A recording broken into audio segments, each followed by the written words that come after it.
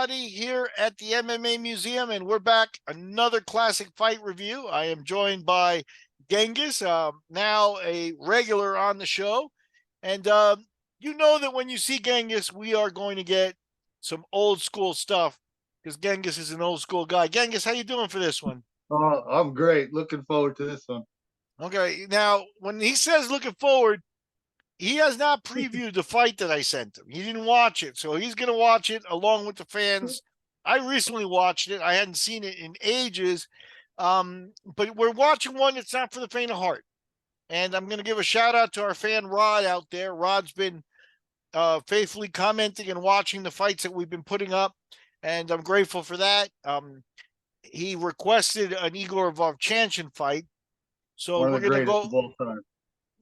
Absolutely. You know, when you count guys like a top 10, I think he's clearly in the top 10 all-time greatest fighters, even though, you know, he never held a UFC belt. You know, the only other guy on that list that didn't have a UFC belt or something like that, but I think he held a lot, you know, Dan Henderson, like he's that level of guy. Yeah, Dan absolutely.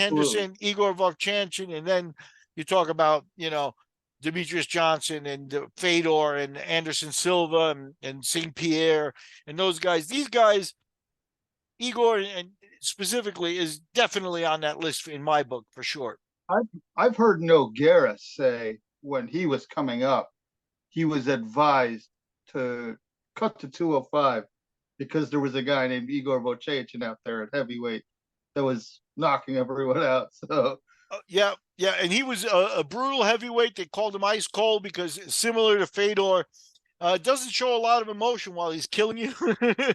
um, never. and what we're going to look at here is his fourth career fight. So we're going to go back to the Russian Absolutes. I'm going to check the date here for you. The Russian Absolutes in and of themselves are legendary fights, but we're going to see a little bit different version of Igor Vovchanchin than the guys who watch him in Pride are going to be used to. Here, he is about a 205 pounder. He's not carrying the extra weight that he did at heavyweight, so he's actually looking muscular and ripped up. And this fight goes back to November 25 of 1995.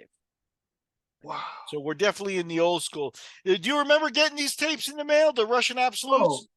absolutely. This one in particular, I looked it up after I saw his fight with the polar bear, Paul Varlins. Okay. Yeah. That's when I became an Igor fan. So Yeah, for sure. He fought Varlins obviously later on.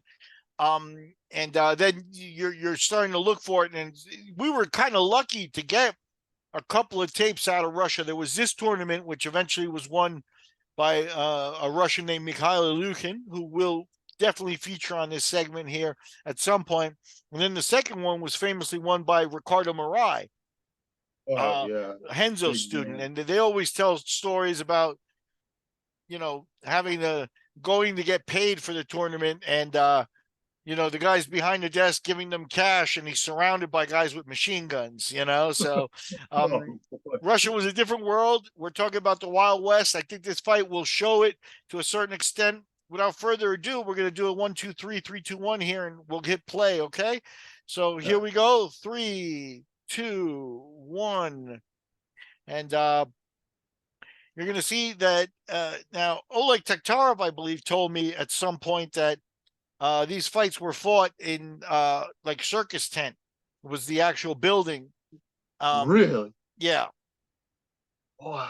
And you know, what we're looking at here is him against Sergei Akinin. And you can see the lettering is in Russian. And you know, we didn't know anything about it. At this point, we didn't even know the guy's name, can't read it. So you see the show he's coming out, and that's Igor, obviously. He's got a suit with him, and he's got his coach. Just one coach. Later on, he'd have his entourage and stuff. You can see he's a little bit leaner. He's 23 at this point, and that's his opponent with the Wow. striped shirt, which is not your normal MMA attire, even for the day. You could tell the guy's kind of a big guy. He's bulky. You know, he's got big legs, big back. He actually had a couple of fights already logged. This is Igor's fourth fight, so These are a little bit of experienced guys from back in the day. You can see Igor, similar to Fedor, very cold and not showing a lot of emotion. His opponent seems to be a karate guy. He's wearing shoes. I think they're both going to be wearing shoes. They had banned No, kicking with shoes at in the UFC at this point, right? in 95, I'm not quite sure yet. I don't know. Igor's not wearing shoes. You could see the leg kick. You could see his opponent at least has some knowledge of the stand-up game, and he's sort of not backing down. Igor was always, even at the beginning here, very methodical, and once he gets to throwing, he doesn't throw anything that doesn't have evil intent, really. He I doesn't. can't believe how thin he was here either. Yeah, 23. That's why I wanted to show this one, because he had to add weight on. He was originally a thick athlete. That was a leg kick that was probably not pleasant. Like I said, he throws everything with evil intent. His opponent has some stand-up knowledge. He's throwing a low kick. He's trying to feint, I guess. Would you call that feint, or would you call that nervous tick? Maybe a little bit of both. Yeah, a little bit of both. He's rushing in. He's trying to grab him. Igor always preferred staying out of people's grab and fighting at a distance. That spinning kick wasn't really close, but the opponent, you give him credit for trying. I remember from the old days, you can't really. The guy with the shirt is not winning this fight. That's kind of the original impression, even when you didn't know who was going to win or whatever. That you don't wear a striped shirt like that in MMA. Here's the first lockup. He gets to the ground. Igor doesn't really want a part of it. Now, that turtle position, Fred Edish, they made a lot of fun of Fred Edish for getting and keeping himself on his back and using his legs for defense. But we now know, he had a semblance of something that he knew. Maybe it was Sambo in his background since he's Russian, but I think he starts to realize at some point that he's outclassed here in terms of also physicality, as well as, the ice cold mind of Igor. Igor's not there to fool around. At some I'm point, sure when you feel a couple of those leg kicks too, yeah, no, gotta Igor. mess up your confidence too. Yeah, Igor already at this point is starting to look like one of the serious guys that you're seeing. You kind of wonder, what if he had made it to the UFC at this age, at this size? What if he had faced Royce Gracie? Oh yeah. And that's the end of the fight. They'll show a replay. The opponent kind of in one of those nervous charges where he's trying to tie Igor up, kind of fell and compound broke his arm. You're going to see he's obviously in pain. The doctors are checking him. He's telling him what's going on. I thought Igor knocked him down, and that's why he fell and Let's take a good look at this at the replay.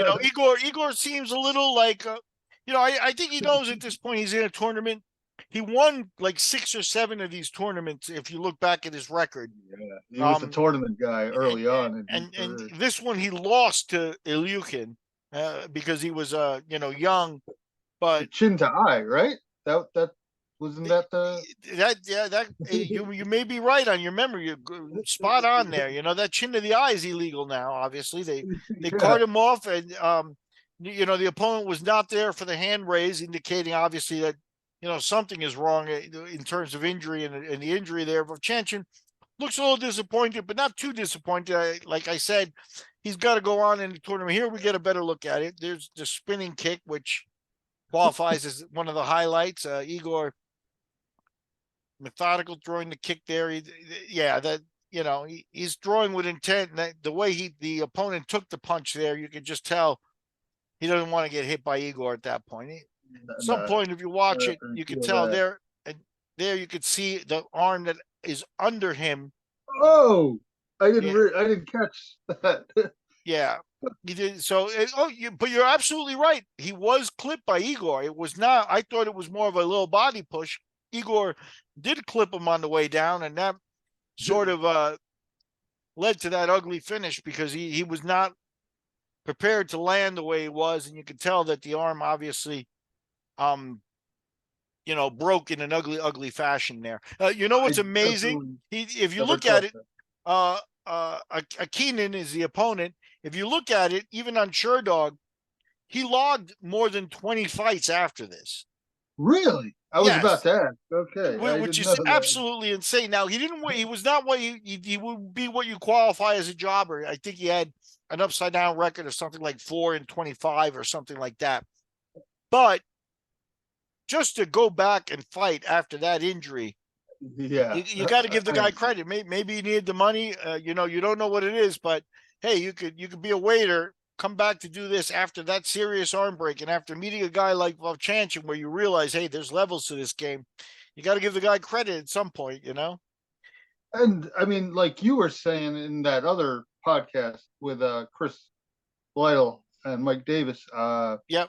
back then sometimes certain guys just got fed rough, rough fight after rough fight. I mean, Yeah. sometimes records deceiving. Yeah, Yeah, and that's the thing when you look at Akinen's record, and if you're knowledgeable about the Russian guys, he didn't come back and fight slouches. He fought good Russian fighters that went on to a world stage at some point, even after this fight. He did take more than a year off, obviously, to repair for the sure. arm, but like I said, after rehabbing a year. And you come back for 20 more fights, win or lose. My hat's off to you. I So, agree. we've watched Igor Vovchanchin. A shout out again to Rod. That was a request, Rod. I'm hoping we surprised you and that we caught you here with a fight that you have not seen in the past. Obviously, if you're an Igor fan, you may have looked it up and seen it, but most fans will not remember this fight, even if they have seen it. But it's well worth watching again. I think it shows the chaotic nature of MMA and NHB in the 90s, The shirt, Yeah. the shoes, the arm break. I think it's a classic all the way around. No, great selection, Rod. Igor's one of the absolute greatest of all time, in my opinion. For sure.